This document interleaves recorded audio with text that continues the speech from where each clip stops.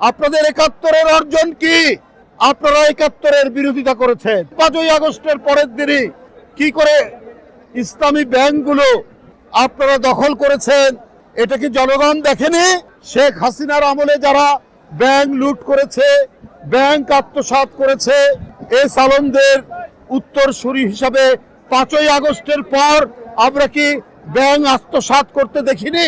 আমরা তো দেখেছি ইসলামী ব্যাংক কিভাবে গ্রাস করে নিল একটি রাজনৈতিক দলের অনুসারীরা। তাহলে আজকে কোন মুখে বলছেন এক চাঁদাবাজ পালিয়েছে, আরেক চাঁদাবাজকে কেউ দেখতে চায় না? কাকে উদ্দেশ্য করে বলছেন আমরা কি বুঝতে পারি না?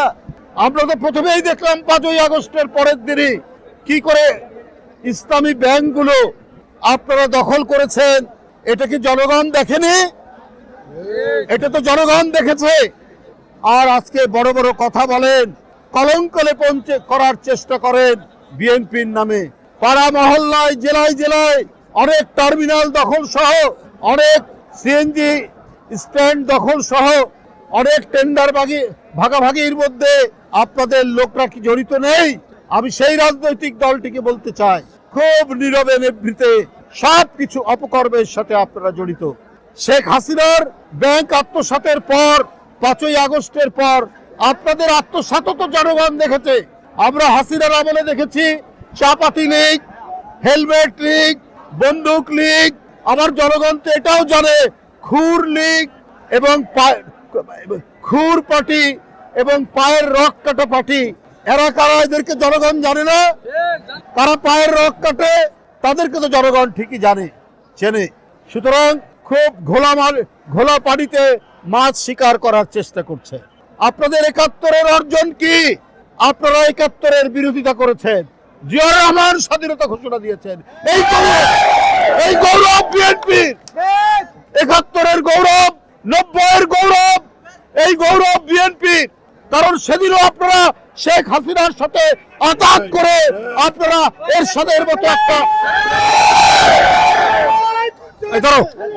আরেক সংবাদ সম্মেলন হচ্ছে, এখানে স্লোগান দিয়ে এখানে আপনারা সেদিন জাননে এরশাদের কুলাঙ্গারের নির্বাচনে, ৮৬ সালের নির্বাচনে, এটাও তো জনগণ দেখেছে। কিন্তু বিএনপি সেই নির্বাচনে যায়নি। তার নেত্রী বলেছিলেন, দেশনেত্রী বেগম খালেদা জিয়া, যে এরশাদের অধীনে কোনো নির্বাচন করব না, স্বৈরাচারের অধীনে কোনো নির্বাচন করব না। আপনারা মঈনুদ্দিন ফখরুদ্দিনের, ওরা গণতন্ত্রকে ধ্বংস করার জন্য এবং একটি ভয়ঙ্কর হাসিনার স্বৈরাচার কায়েমের জন্য এসেছিল। তখনও সেদিন আপনারা বাধ্য করেছিলেন তার নির্বাচনে যেতে। এটাও তো জনগণ জানে এবং জনগণ দেখে। আপনারা তো ইসলাম নিয়ে রাজনীতি করেন। ইসলাম মানে কি বারবার মুনাফিকি করা? ইসলামের মর্ম বাণিত হচ্ছে তুমি যে অঙ্গীকার করো সেই অঙ্গীকার তুমি রক্ষা করবে। এটাই তো ইসলামের মর্ম বাণী। বন্ধুরা আমার, বিএনপির সেই ঐতিহ্যের পতাকা ধারণ করে, যে ঐতিহ্যের মধ্যে আছে জনগণের কাছে অঙ্গীকার থেকে বিন্দুমাত্র বিএনপি পশ্চাৎপসরণ করে না। এই গৌরব বিএনপির, এই গৌরব জিয়াউর রহমানের, এই গৌরব দেশনেত্রী বেগম খালেদা জিয়ার, এই গৌরব তারেক রহমানের। তাই বন্ধুরা আমার, ৭১ থেকে আপনার ৫ই আগস্ট পর্যন্ত গণতন্ত্রের প্রশ্নে কখনো মাথা নিচু করেনি বিএনপি। আপনারা ৫ই আগস্টের পর কি বললেন? ভারতের সাথে আপনারা সম্পর্ক উন্নয়ন করবেন, ভালো কথা, আমাদের আপত্তি নেই। আপনারা আওয়ামী লীগকে ক্ষমা করে দিবেন। আপনাদের নেতারা মৌলানা সাইদি সাহেব, সেই সাইদি সাহেবের বিরুদ্ধে মিথ্যা সাক্ষী দেওয়ার জন্য সুখরঞ্জন বালিকে গোয়েন্দা পুলিশ ধরে নিয়ে গিয়ে তার শরীরে ইলেকট্রিক শক দিয়েছে। কালকেই দেখবেন তার সমস্ত বয়ান এসছে। সুখরঞ্জন বালি হিন্দু ধর্মের একজন মানুষ, তাকে শেখ হাসিনার গোয়েন্দা বাহিনী বলেছে যে তোমরা বলো তোমার ভাইকে হত্যা করিয়েছে মৌলানা সাইদি সাহেব। সে বলেছে আমি মিথ্যা কথা বলবো না, না সেটা করেনি। সুখরঞ্জন বালি সে যে সাহসিকতা এবং ন্যায় নীতির যে দৃষ্টান্ত দেখিয়েছে, এইটা আমি ওই রাজনৈতিক দলের বন্ধুদেরকে আমি বলতে চাই যে আপনারা শিখুন তার কাছ থেকে। আপনারা সম্পর্ক উন্নয়ন করতে চান ভারতের সাথে। শেখ হাসিনার প্রতিটি গুম খুনের দোষর হচ্ছে পার্শ্ববর্তী দেশ। এই সুখরঞ্জন বালিকে আপনার হাইকোর্টের গেট থেকে গোয়েন্দা পুলিশ ধরে নিয়ে গিয়ে তাকে এখানে টর্চার করে তাকে টাকার অফার দেওয়ার পরও সে যখন মাথা নোয়ায়নি তাকে ভারতে পাচার করে দিয়েছে এবং ভারতের কারাগারে সে 5 বছর ছিল। সেই 5 বছর সেখান থেকে আজকে বেরিয়ে এসে সে এই কথাগুলো বলছে।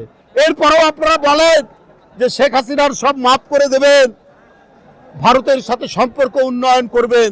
তো এর মধ্যে দিয়ে তো প্রমাণিত হয় যে আপনারা হচ্ছে ন্যায় নীতির পরোয়া করেন না, আপনারা রাজনীতির নামে ধান্দাবাজি করেন, আপনারা অন্য কিছু করেন না। আপনার দলের প্রধান নেতাদেরকে যারা জুডিশিয়াল প্রক্রিয়ার নামে জুডিশিয়াল কিলিং করলো তাদেরকে বলছেন আপনারা মাফ করে দেবেন। তাহলে আপনারা ইসলামের যে মর্মবাণী যে অন্যায়ের বিরুদ্ধে প্রতিবাদ করো, প্রতিরোধ করো, সেটি তো আমাদের মধ্যে নাই। করুণার কথাও বলা হয়েছে যে ক্ষমা চাইবে তাকে করুণা করতে বলা হয়েছে। তার বিভিন্ন ধাপ আছে, বিভিন্ন পর্যায়ে। ওরা ক্ষমা চাইলেও না কিছু না, আপনি তাদেরকে ক্ষমা করে দেবেন, সম্পর্ক উন্নয়ন করবেন। অর্থাৎ আপনারা আপনাদের রক্তের সাথেই বেইমানি হলো না। যেমন 86 সালে আপনারাও বলেছিলেন নির্বাচনে যাবেন না এরশাদের, তারপরে আপনারা গিয়েছেন। তো বন্ধুরা আমার, এই ধরনের অপপ্রচার এর সাথে আজকে শুধু পার্শ্ববর্তী দেশ তারাই শুধু অপতথ্য অপপ্রচার কলঙ্ক লেপনের চেষ্টা করছেন না, ভেতর থেকেও অনেকে ওই আমি আগেই যেটা বলেছি যে ঘোলা পানিতে মাছ শিকার করার রাজনৈতিক ফায়দা তুলতে চাচ্ছেন। কিন্তু আমাদের যে গণতন্ত্রে এত অবদান, গণতন্ত্রে এত যে আত্মদান, এত মানুষ নিরুদ্দেশ, এত মানুষ বিচার বহির্ভূত হত্যার শিকার, আজকে তো সমস্ত গণতন্ত্র বনা শক্তি এক জায়গায় থাকার কথা ছিল, অথচ এই শক্তিকে ফাটল ধরিয়ে দুই একটি রাজনৈতিক দল যেভাবে তারা নিজেদের ফায়দা তোলার চেষ্টা করছেন, এদেশের মানুষ সব জানে। তারা জানে কারা দেশপ্রেমিক, তারা জানে কারা স্বাধীনতা বিশ্বাস করে, কারা সার্বভৌমত্বে বিশ্বাস করে, কারা বহুদলীয় গণতন্ত্রে বিশ্বাস করে, কালের ঐতিহ্যের মধ্যে জড়িয়ে আছে। এই সমস্ত বৈশিষ্ট্যগুলো এই দেশের জনগণ জানে বন্ধুরা আমার।